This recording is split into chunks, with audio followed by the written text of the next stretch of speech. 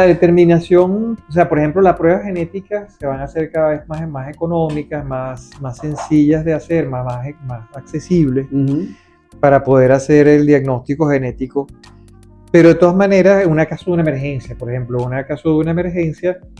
igualmente uno puede proceder con seguridad.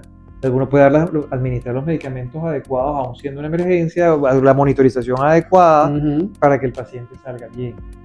La determinación genética de esta variante concreta, pues en algún momento será accesible. Sí, yo creo que sí. Será fácil de acceder. Yo creo que sí, lo probamos. Sí, será fácil y además, claro, con la monitorización te permitirá detectar realmente la sensibilidad que tiene cada cerebro.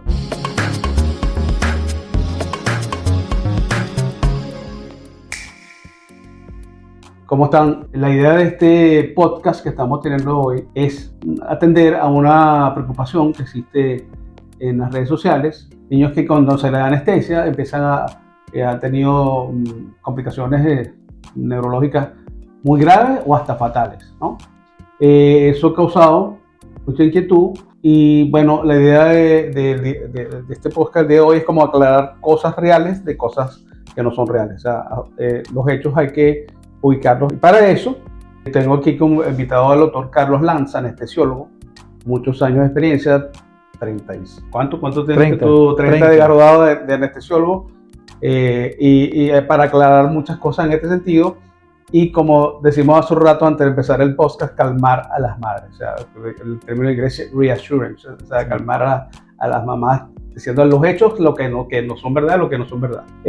Yo soy el doctor Andrés Marcano, tengo casi 23 años trabajando en pediatra, trabajando con trastornos del espectro autista en el área de atención biomédica y nutricional. Desde hace 5 años aproximadamente empecé a trabajar en Sovenia, me la llevo parte de tiempo, y desde hace 5 años estoy también en el equipo de NutriWise, que siempre también se ha atendido también desde su fundación, eso, los trastornos del espectro autista, desde el punto de vista biomédico, bioquímico, inmunológico, digestivo, microbiota, o sea, todas las áreas que se están viendo hoy en todo eso. Pero bueno, volviendo al tema por lo cual tenemos la invitación de Carlos aquí. Carlos es amigo hace muchos años, como colega, como hemos compartido familiarmente muchas cosas y bueno, Carlos además de un colega es un amigo. Carlos, cuéntanos un poco qué es lo que está pasando exactamente aparentemente se registraron unas muertes de unos niños en Chile y eso hizo que en Chile los ciertos anestesiólogos empezaron, por lo menos es las noticias que se corren, empezaron a negarse a darle anestesia a niños venezolanos. Y lo que yo decía hace un rato, en Venezuela, o sea, cuando tú hablas de un problema genético, tú no puedes hablar de que Venezuela, todos los venezolanos tienen un problema genético, porque la genética no es algo, no es una entidad política como un país, pues, ¿no? Entonces, esto es un problema aparentemente genético. Bueno, quiero que nos aclaras un poco qué está pasando, sí, Carlos. Bueno, el contexto es el siguiente, ¿no? Hay una alerta efectivamente el año pasado de la Sociedad Chilena de Anestesiólogos en la cual ellos notifican que en los 5 años anteriores habían tenido 7 pacientes pediátricos, a niños que les habían dado, o sea, que habían recibido anestesia por cirugías no muy complejas y habían terminado con unas lesiones importantes desde el punto de vista neurológico. Entonces ellos hacen un llamado a la atención, eso por supuesto se dispara a las redes, y eso hace que repiquen en otras partes. La Sociedad Estadounidense de Anestesia, la CEDAR, que es la española de anestesia y reanimación también, porque ellos manifiestan también haber tenido pacientes con esas condiciones. Okay. En Venezuela también ocurrió. Y yo imagino, perdona que te interrumpa por un momento, pero es que obviamente tú imaginas el impacto que debe tener familiarmente, profesionalmente al anestesiólogo que te tocó eso, ¿no? Obviamente sí. Te voy a hacer una referencia que es muy personal y que es muy valiosa. Yo conozco este problema porque una buena amiga mía, médico venezolana, madre de un muchacho que operaron, no en Venezuela, lo operaron en Alemania en el 2006. Muchacho totalmente sano hasta ese momento, lo operan por una fractura y termina con una condición neurológica grave. Después lo reintervienen y se agrava. Ella es amiga mía. En esos tempranos 2000 y pico, ella me manifiesta esto y yo decía, bueno, pero qué curioso, porque los agentes inhalatorios, que son los más comúnmente usados, se usan muchísimo en todas partes del mundo desde hace muchísimos años, bueno, tantos años como tiene la anestesiología, que es una especialidad relativamente joven, desde 1846, la primera anestesia registrada desde el punto de vista histórico. Que fue Norton, ¿no? Fue Morton en 1846. ¿Con óxido nitroso? No, fue con éter, pero todos los anestésicos han sido inhalatorios hasta el entrado del siglo XX, donde ya hay la posibilidad de dar otro tipo de anestesia, ¿no? De anestesia intravenosa con otros medicamentos. Entonces, claro, yo cuando registraba en ese momento que le había ocurrido, esta amiga mía, la doctora Yaremí Hernández, ella se propuso averiguar si realmente a esa condición que le había pasado a su hijo tenía una causa diferente a una malpraxis, que era lo que originalmente ella había pensado, lo que piensa la mayor parte de la gente. O sea, tiene un muchacho sano que lo vas a operar, lo operan una amígdala, por ejemplo, y sale con un problema neurológico, tú piensas que pasó algo en quirófano. Claro. Y por esa razón es que muchos de los pacientes afuera y en Venezuela han sido llevados a tribunales. Y en condición de judicialización es difícil hacer una investigación. Claro. Pero ella se empeñó, porque además un primito de su hijo lo operan en Texas, o sea, un lugar totalmente diferente del mundo, y le pasa igual. Queda con una lesión neurológica. Ella va buscando distintos laboratorios de genética y finalmente consigue un laboratorio en la ciudad de Zaragoza donde hacen la determinación de que sí hay una variante del ADN mitocondrial. Es interesante lo que tú estás diciendo. O sea, ella se ha hecho conocida, tú ves en las redes, Yaremí Hernández en Zaragoza, y resulta que no sabía que había un inicio personal de lo que ella se mete en eso. Personal, muchas veces las cosas en medicina, los hallazgos son porque de alguna manera tiene un vínculo personal que te mueve a investigar. Definitivamente. Bueno, y en la historia del autismo, una de las personas que más impactó el tratamiento médico del autismo fue Bernard Rimland, padre de un niño con autismo, ¿no? Entonces, bueno, pero sigue tú con el tema, José Carlos. O sea, claro, después de toda esta tormenta en redes que ocurre a finales del año pasado, la investigación sigue en curso, por cierto, está próxima a ser esa investigación en la cual se reunió el material genético y la historia, el historial de 8 pacientes de origen venezolano, y se descubre esa variante, es una variante del ADN mitocondrial, está próxima a ser publicada. Entonces, la probabilidad de que esa variante esté asociada con los mismos síntomas en esos pacientes es muy improbable que sea atribuible al azar. Claro. O sea, esa es la razón por la cual uno piensa que esa variante, que en laboratorios genéticos previos se pensaba que era una variante de importancia incierta, o sea, que no tenía ningún valor clínico, parece que sí la tiene. Claro. ¿Puede haberla en otras partes? No sabemos, pues eso está incipiente. Es posible que esa misma variante esté en otras poblaciones, pero no lo sabemos. A lo mejor, claro, sí. A lo mejor son pacientes que terminaron con problema neurológico y tal, y se le atribuyó a causas diferentes. Bueno, y fíjate que el desarrollo del proyecto del genoma humano es algo relativamente nuevo, porque de 2012 para acá, antes del 2012 más o menos, ¿no? Tengo aproximado. Sí. No se conocían mucho los genes que se están conociendo ahorita, o las variantes genéticas. Exactamente. Que son 24, o sea, prácticamente hay 24.000 genes, entonces imagínate, se están conociendo muchos, pero todavía quedan muchos por estudiar y su correlación, si existe, con algún tipo de enfermedad. Claro. ¿Okay? Entonces, claro, ese trastorno de mitocondrial no se manifiesta, o sea, no produce un problema hasta que no lo asocias a un medicamento. En este caso concreto son agentes inhalados. El más frecuente es el sevoflurano, que es el que de más uso en el mercado de hace como 20 a 25 años. El propofol no se ha replicado tanto, que también se usa bastante como... Es con el halogenado, pues con el propofol es un medicamento que aparece en 1980, un medicamento que se administra por vía intravenosa. Ese medicamento, en los estudios estos de la variante, cuando se han sometido a las células de estos pacientes que tienen la variante y los sometes a sevoflurano, hay un cambio en la producción de energía de la mitocondria asociado a propofol no. Y clínicamente hay experiencia, bueno, yo la tengo porque el hijo de Yaremí, yo le di anestesia estando aquí en Venezuela. Cuando vivieron aquí un tiempo, yo le administré propofol para una cirugía que se le hizo y no empeoró su condición. Ya él traía una condición neurológica. Claro. O sea, pero no se agravó como se ocurrió en la segunda cirugía que le hicieron con agentes inhalatorios. Claro. Entonces, y aparentemente la fisiopatología de la genética es que hay una alteración de la producción de energía por la mitocondria, ¿no? De la exactamente. ATP. Así es. En ciertos receptores. Eso es. Y se puede decir que produce una enfermedad mitocondrial en un momento dado. Pero... En ese momento sí, claro, una persona que no tiene ninguna sintomatología previa y que asociada a ahora, elementos que no conocemos, cuánto se administra, qué porcentaje de hay que darle, por qué tiempo. Claro. O sea, a lo mejor existe un periodo crítico, a lo mejor tú lo das en un tiempo breve y no pasa nada, o de repente necesitas, eso es lo que no se conoce. Hay un umbral, porque eso usted. Hay un umbral. Y hay una población más afectada que otra, por ejemplo, los niños, más que adultos. Los niños y adolescentes, sobre todo, esos son los casos que han ocurrido, ¿no? O sea, porque claro, además son cerebros jóvenes que están en crecimiento, claro, cuyos requerimientos energéticos son mayores que personas adultas o mayores. Claro. ¿Entiendes? Y otra cosa, espérate, ok, entonces, eso es lo que está pasando, o sea, algo que es muy poco conocido todavía, pero no es algo que se puede decir todos los niños venezolanos, porque es lo que dicen las redes, o sea, hay que poner los hechos. Es muy infrecuente, muy infrecuente, o sea, descritos. Si uno suma los casos que han ocurrido en Estados Unidos, en España, en Venezuela, a lo mejor son arañando los 40 personas. O sea, máximo. Pues. Sobre un total, porque se calcula, bueno, ¿cuántas administraciones de software han ocurrido en la historia del 95? Bueno, como creo que son 1.200 millones de administraciones. Y entonces te pones a ver, la proporción es muy baja. Ahora habría que hacer otra pregunta que te voy a hacer, Carlos. ¿Por qué es que se asocia con niños venezolanos? O sea, ¿cuál es el antecedente de eso o el origen de eso?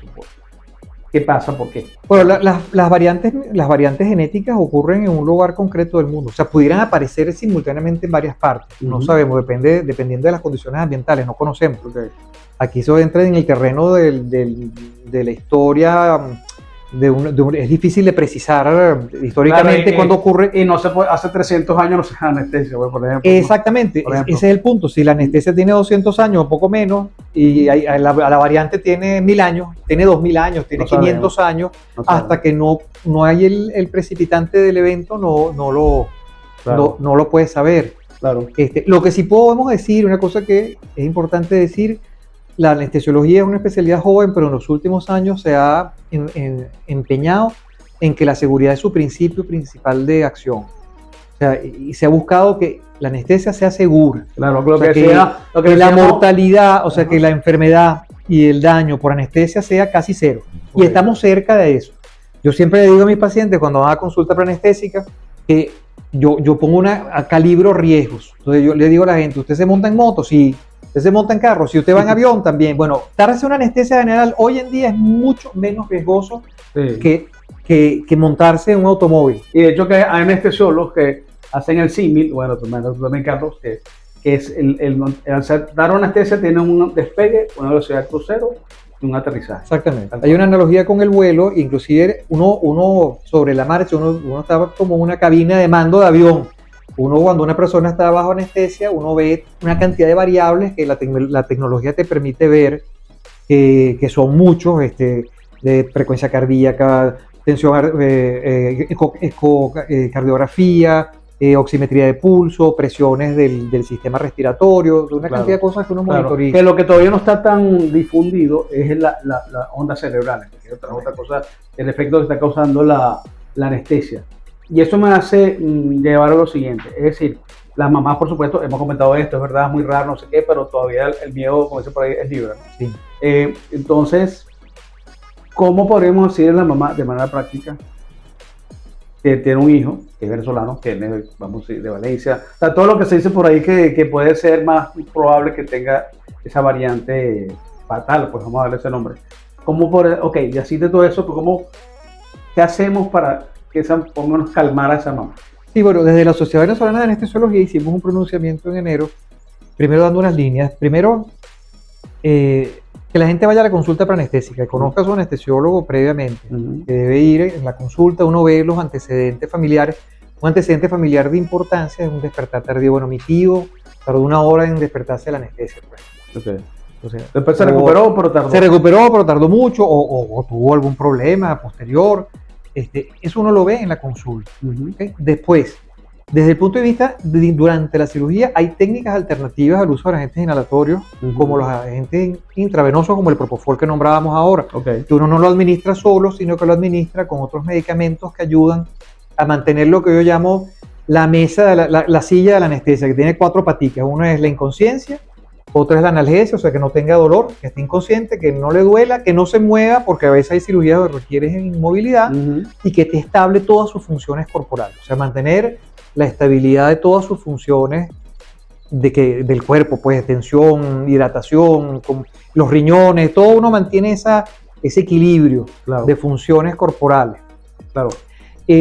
Entonces, uno lo logra con propofol en el caso de la inconsciencia, la analgesia la logra con un opioide, por ejemplo, una sustancia derivada de la morfina, y otros medicamentos que uno da, que uno puede administrar para mantener esa estabilidad que el paciente requiere, y que además determinan que en el postoperatorio todo vaya mejor también.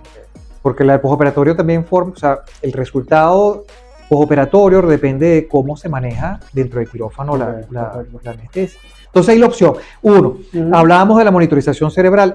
La monitorización cerebral debería ser, y yo creo que vamos a llegar allí dentro de poco, un estándar de monitorización, una rutina, un estándar, porque te permite ver la susceptibilidad del cerebro a la acción de los anestésicos. Y de hecho hay escalas, estábamos mencionando hace un rato, como la escala BIS, índice biespectral. Es una marca, pero hay varias. Son marcas que hacen un algoritmo matemático que las ondas cerebrales, ¿verdad? Las simplifica y hace una escala. Una escala numérica. Normalmente una escala de 0 a 100. Entonces explican un poco esa escala, si podría hacerse.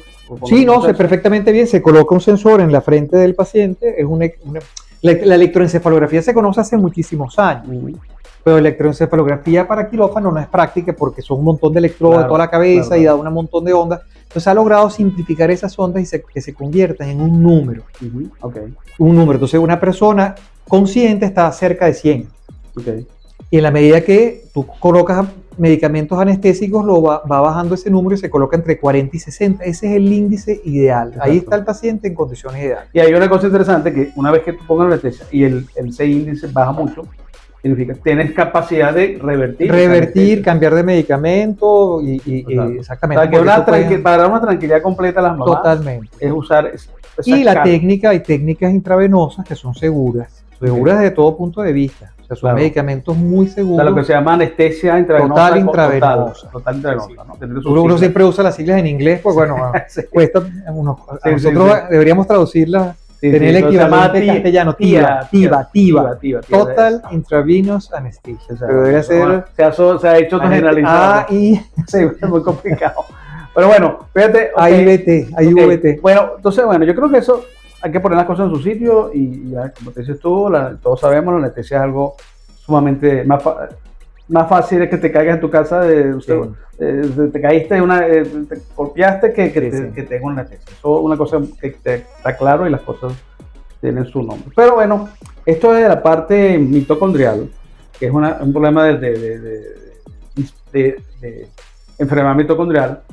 Me lleva a otra cosa que dentro del mundo de los trastornos del espectro autista que yo hago, es, tú puedes, hoy en día, cuando uno evalúa a estos niños desde el punto de vista biomédico, hay una prueba que estamos haciendo, te habla de disfunción mitocondrial.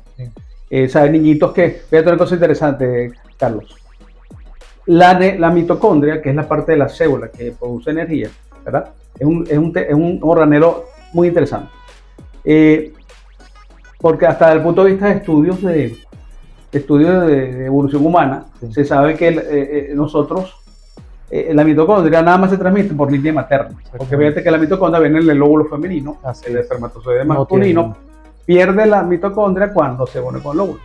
Entonces eso, se han hecho estudios, por eso que se habla, tú sabes, la Lucy, hace 7 millones de años, porque fue a través de estudios mitocondriales. ¿Por qué? Porque la mitocondria además tiene su propio ADN. Pero bueno, por hablarnos como tal de la mitocondria es un órgano fascinante, un organelo fascinante, porque desde el punto de vista evolutivo, la mitocondria fue como una unión, una simbiosis de la célula procariota, la célula primitiva, con la célula eucariota, la célula de los organismos multicelulares. O sea, las bacterias son procariotas. De alguna manera esas bacterias se unen. Una simbiosis. Y entonces esa mitocondria se produce energía. Y optimización de la energía. Fíjate tú que a veces en autismo, eso da pie a cosas muy interesantes, porque niñitos que venían bien, o sea, porque lo que yo veo más frecuentemente en autismo es niños que venían bien y de repente hacen una regresión. Y una regresión, yo siempre digo, es un motivo de alarma inmediato. Claro. Y lamentablemente a veces eso no pasa. O sea, se tarda, vamos a correr la arruga, pero ya si un niñito niño que decía palabras, deja de decirla, deja de hacer contacto visual, eso se... Entonces, fíjate, cuando uno empieza a estudiar la mitocondria, hay gente que, científicos en los Estados Unidos y muchos trabajos se están haciendo, hay formas de saber que hay una disfunción mitocondrial, es decir, por metabolitos que se pueden registrar en orina, en un examen de ácidos orgánicos. Bueno, fíjate, esto da pie, ok, todo esto que está pasando con o sea, el que la mitocondria funcione bien es importante. Otra cosa importante, ¿por qué esa mitocondria se altera? Porque definitivamente la mitocondria, esa sería la parte mala, es muy susceptible a tóxicos ambientales. Sí. Esa es la noticia mala. La noticia buena es que podemos revertir eso. Sí, sí. Pero bueno, es un poco... Pues, y la nutrición entiendo que ayuda mucho en... ¿Qué cosa? La nutrición ayuda muchísimo. Porque la mitocondria es otro tema nuevo, o sea, lo que hablamos de genoma humano, que se conoce hace unos años. Sí. Y otra cosa, se está conociendo mucho más la microbiota, lo que se llama antes flora intestinal, más en los últimos años. Es decir, ¿por qué? Porque hay conocimiento genético. Sí. O sea, lo que ha permitido conocer esta variante genética, que todos sabemos, ha hecho también que se haya estudiado muchas variantes genéticas que hablan de lo que llamamos predisposiciones. ¿No? Pues, entonces, sí. No, efectivamente, en este caso, de esta variante, ¿cuándo ocurrió? No sabemos, en algún momento histórico, y bueno, y se transmitió de generación en generación por vía materna. Y bueno, y recientemente es que ocurrió esos casos. Pero efectivamente la mitocondria tiene un valor importantísimo en todo. Claro. En todo, porque claro, la producción de energía para los tejidos es vital. Exacto. Es vital y neurona, pulmón. Y toca por una parte que nos faltaba de la evaluación previa, que en anestesia, es la medicina, en anestesia y en toda la medicina de precisión. Es que tú puedas tener pruebas genéticas relativamente económicas que te permitan hacer un screening, un despistaje de susceptibilidades a distintos medicamentos, susceptibilidades para bien. De hecho, me llegó esto de un paciente, porque yo estoy acostumbrado un poco a ver los genes más frecuentes, o sea, los genes de la parte de alergias, los genes de capacidades de desintoxicación, o sea, no genes, sí, son genes porque son variantes genéticas. Si cada uno tiene una forma, hay gente que son más capaces de desintoxicar que otros, porque tú dices, bueno, si todos tenemos la misma carga tóxica, porque hay niños que se ven más pesados que otros, y hay una parte genética. La susceptibilidad es particular, bueno, esa precisión en el diagnóstico previo hará que la medicina sea mucho más eficaz, mucho más precisa y menos lesiva. Exactamente. Y ir más a la raíz del problema, porque exactamente. Todos sabemos, tú y yo nos formamos en una medicina reactiva. Sí.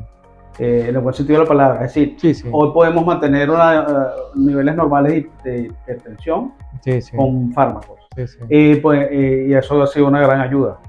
Podemos controlar las alergias, controlar todas las atopias, o sea, todo ese tipo de cosas, pero siempre es como con un fármaco, ¿no? Pero yo creo que estamos llegando, por lo menos esa es la visión que yo tengo y se tiene aquí en NutriWise, que esto simplemente es que hay que ir a la raíz del problema. A la raíz del problema. A la prevención, a la medicina, más de cambiar hábitos, por supuesto, a veces eso es más fácil que prescribir un suplemento, un medicamento, ¿verdad? Totalmente, la profilaxis ayuda. Como decía el doctor Cindy Baker, que es un pediatra que yo conocí, pero él no ha muerto todavía, tiene 90 y pico años. Él es formado en Yale, que trabaja mucho en esto del autismo. Le decía que es más fácil cambiar la religión que cambiar la alimentación. Sí, es verdad. Entonces, nutrición. Los cambios de hábitos, pues, obviamente, ¿no? Y en esto de la mitocondria también, tú sabes, Carlos, tiene que ver la parte del sueño. Es otro tema que tiene que ver un poco con la anestesia también.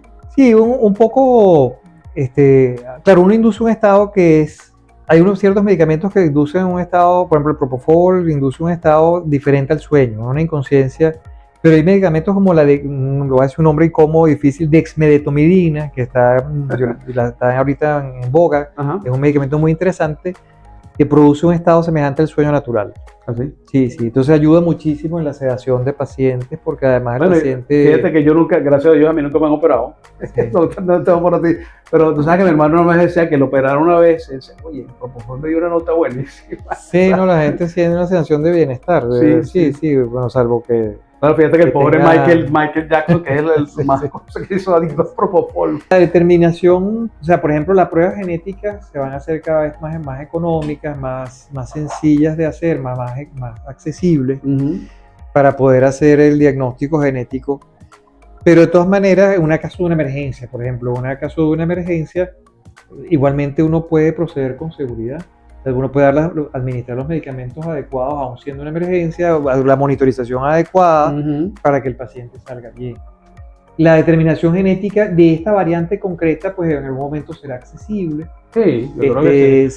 Será fácil de acceder. Yo creo que sí, Sí, será fácil y además, claro, con la monitorización te permitirá detectar realmente la sensibilidad que tiene cada cerebro pues, a los años. Bueno, yo decía, un antecedente familiar de despertar tardío no existe. Ajá. Entonces, proceder por un principio bioético de precaución, usar la técnica segura de entrada, usar anestesia intravenosa. Y las guías de acción que están proponiendo, las propusimos nosotros en Venezuela, no es fácil de instaurar por distintas razones, pero en otros lados están promoviendo el uso de anestesia intravenosa. Por ejemplo, en Venezuela también. Chile, algo de eso. En Chile también.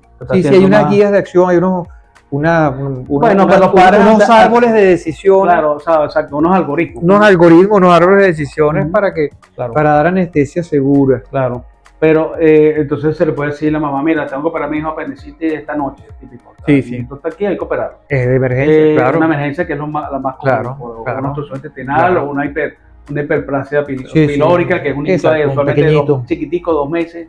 Esa es una operación típica de esa edad, pues, ¿no? Entonces, la tranquilizar a los padres es, por ejemplo, hiperplasia pilórica. Sí. Niñitos muy pequeñitos. O sea, que es la edad que se opera ese tipo de pacientes. Eso le da la TIVA. Tú harías claro, le agarra su vía y la administra anestesia intravenosa sin problema. Uh-huh. Y con una monitorización adecuada, el riesgo. El riesgo es. Hay pronunciamientos. Ayer salió de la Asociación Canadiense de Anestesiólogos. La Sociedad de Anestesia Pediátrica estadounidense en enero hizo un comunicado junto con la Asociación Americana de Anestesiólogos. Pero son comunicados tranquilizadores. Son tranquilizadores, hay que evaluar, ver los antecedentes, si existen, la procedencia, si es posible saberla, porque pareciera que la mutación se originó en el centro-occidente de Venezuela. Uh-huh. O sea, el estado Carabobo y alrededor. Entonces, si es posible precisarlo, no siempre se puede precisar de repente. Ahorita sí, porque apenas ha pasado una generación. Yo digo que dentro de 2 generaciones la gente que vive afuera no sabrá si su abuela era de Luma, y cada día y más entre los 8 millones de venezolanos que viven fuera, mezclados, ¿no? Con la gente de todos lados. Llegará un momento donde es muy difícil precisar eso. Pero yo creo que más que en el diagnóstico genético como tal, porque puede llegar a serlo, pues no sabemos, a lo mejor en el futuro a todo el mundo para operarlo o para recibir un medicamento le vas a sacar una muestra y le haces un screening genético, no sé. A lo mejor será más fácil en la Valencia de hace 60 años o la de Tobar, que eran poblaciones que vivían aislados todo el tiempo, en calor, entre la globalización, la migración va a ser difícil hacer esas precisiones. Yo creo que la línea está más bien usar medicamentos más seguros y monitorización, la que estábamos conversando ahora, la electroencefalografía. Eso es para fines de este problema específico. Claro. Pero volviendo un poco al tema genético, de las pruebas genéticas, yo decía, yo creo que quede claro aquí, o sea, todavía hay un poco la idea de hacer pruebas genéticas, que muchos profesionales, colegas de uno lo tienen. Pruebas genéticas partan de lo siguiente, del cariotipo, que es hacer alteraciones cromosómicas tipo de trisomía 21, son relativamente poco, el trisomía 21 tiene su frecuencia, pero esas son las pruebas que más conocen la gente, el cariotipo, que es ver el cromosoma, y ver alteraciones cromosómicas. Y después está exoma. El exoma es un mapa de todo el mapa completo. Aparentemente el exoma económicamente sale muy caro. Sí. Pero yo creo que hay pruebas mucho más baratas desde el punto de vista de susceptibilidades. Pero el investigador, por ejemplo, de Zaragoza habla que se puede hacer, por ejemplo, para la determinación del ADN mitocondrial, una prueba que se llama PCR-RFLP. Es un PCR, o sea, es una... Claro, porque una reacción de polimerasa. El ADN mitocondrial es mucho más pequeño, es más pequeñito que el nuclear. Claro, son 22 genes nada más. No, comparado con 24.000. Es muy pequeño. O sea, la determinación es sencilla relativamente para un laboratorio. Claro, lo que pasa es que lo haría caro en grandes poblaciones, imagino. No, más bien sí. Si lo haces en mapa, o sea, si lo haces se amplio, facilita la... mientras más gente hace, más Claro, barato. verdad, porque los kits salen más baratos, ¿verdad? Claro, claro, si lo haces masivamente es más barato. Claro. Puedes cambiar, claro, uno sobre la marcha, uno puede cambiar de técnica sin problema. Pues hoy en día con la tecnología que hay, pues claro, uno se valía para ver la administración de medicamentos intravenosos. Hoy en día existen aplicativos inclusive de teléfono. Yo uso uno, por ejemplo, un aplicativo de teléfono que te hace una predicción computacional de si yo doy tal dosis de Propofol, qué concentración voy a tener en la sangre del paciente. Me permite farmacodinámica, ¿no? Farmacodinámica y farmacocinética, y la puedes predecir. Inclusive ya hay bombas de infusión. Colocas tu inyectadora de Propofol, le pones el peso, el sexo, la edad, la estatura del paciente y dice, bueno, yo quiero que tenga una concentración plasmática de tanto para llegar a tal resultado. Y tengo la monitorización y la máquina va haciendo los cambios de la infusión. La máquina, fíjate. Sí. O yo aquí no hay esas máquinas en todos lados. Yo agarro mi celular que sirve para todo. Ajá. Y voy sacando de ahí las tasas de infusión. Por los parámetros de los monitores, claro. Imagino, ¿no? Sí, no. Tú pones todos los datos antropométricos del paciente. Okay. Y tú pones ahí Propofol y te dice, bueno, yo quiero que tenga una concentración en sangre de 3 microgramos por mililitro. A tal hora. Entonces te dice, bueno, arranca con tanto y después sigue con tanto y te va guiando. Porque claro, el modo como el medicamento se comporta dentro del cuerpo hoy en día no se puede medir. Claro. Pero sí puedes hacer una predicción matemática que es muy precisa, funciona muy bien. En teoría eran anestesias normales. Precisamente estándar, pues. Eso es lo que produjo mucho ruido, mucha preocupación, es que eran niños sin ningún antecedente, sometidos a cirugías rutinarias, sencillas, con procedimientos anestésicos comunes y terminaron así. O sea, y no hubo, claro, no había, o sea, como si no tienes el estándar de monitorización es difícil predecir durante el transoperatorio qué es lo que va a pasar. Si estás monitorizando, sí tú sabes lo que está pasando en el cerebro. En cambio, si vamos, no es por echarle la culpa a nadie, o sea, porque es que además hoy en día todavía esa monitorización cerebral no es un estándar. Exacto, no se hace para todo el mundo. Pues. Hay lugares del mundo donde la usan muy rutinariamente porque tienen el recurso técnico. Claro. Porque bueno, el aparato no es costosísimo, pero vale plata. Entonces el sensorcito que le pones en la cabeza tiene un costo. Entonces, bueno, todo eso suma aquí con nuestra condición económica que es compleja. Entonces, claro, va sumando cosas. Entonces, ¿será que el seguro lo paga? Yo tengo entendido que hay cirugías hoy en día que son el paciente despierto. Una cosa, no sé si sí, la cirugía cerebral, la neuroquirúrgica, si tú quieres, cuando quieren hacer una incisión de un tumor y tal, quieren que el paciente no se afecte, lo haces con el paciente sedado. Despierto, o sea, y le tocan claro, cosas muy... que mueva la mano, si siente, sí. Exacto, o sea, porque la anatomía a veces es muy topográfica. Sí, sí. No puedes ir más allá de cierto punto sin producir una lesión neurológica. Exacto. Lo que puedo decir es que la anestesiología es una especialidad que ha avanzado bastante en sus medicamentos, en sus procedimientos técnicos. Es una especialidad segura. Los anestesiólogos, la verdad es que en Venezuela están bien formados y en otras partes del mundo también hay asociaciones profesionales que buscan la formación continua. Estamos pendientes de las cosas que van sucediendo y el recurso técnico y la formación profesional de la gente hace que la anestesia hoy sea bastante segura, inclusive la anestesia pediátrica. Hoy en día, por ejemplo, o sea, los problemas de desenlaces graves en anestesia pediátrica son rarísimos, son infrecuentísimos. O sea, tiene que tener el niño previamente alguna condición y sin embargo se toman las previsiones en el caso de pacientes que tengan alguna condición previa para que todo salga lo mejor posible. Okay. Entonces hay el recurso técnico para que ocurran las cosas bien. O sea, la gente tiene que tener seguridad que al recibir anestesia es importante porque es que además una cosa muy interesante es que cuando alguien tiene una necesidad de una cirugía tiene que operarse. Okay. Y hoy en día no se puede hacer sin anestesia. Entonces, recibir anestesia para tener un procedimiento quirúrgico que requiere tu salud, hay que hacerlo. Claro. Este tipo de eventos que están recientemente descritos, pues nos van a agudizar algunas cosas, mejorar, por ejemplo, en la monitorización cerebral, en el uso de medicamentos diferentes. Nos va a hacer que esa preocupación que tenemos pues se reduzca al mínimo o casi nada, ¿no? Claro. Y una pregunta se me ocurre ahorita, Carlos, que es una inquietud que a veces existe en las mamás. Es decir, a veces la anestesia, cuando la mamá se hace una cesárea, por alguna razón la peridural no pega, como se dice popularmente. Entonces hay que dormir a la mamá completo. ¿Qué efectos puede traer eso en el bebé que está por nacer? Eso se ha Es una estudiado pregunta bastante. que yo te... No, se me ocurre a mí esa pregunta. Eso se ha estudiado bastante recientemente, y inclusive se han hecho. Tú sabes que en medicina hay estudios de más calidad metodológica que otras. Entonces, por ejemplo, el estudio de más calidad científica es el estudio al azar.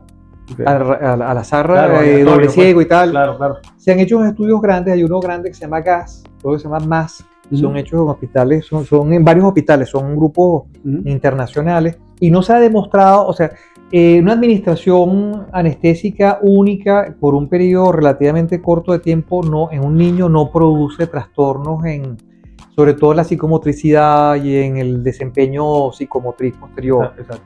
Claro, niños que son sometidos a mucha cirugía, de repente sí por ejemplo, se ha visto, pero son pequeños la incidencia de... No, es que se atribuyen a la anestesia. Pues. Atribuibles a la anestesia como tal. Claro.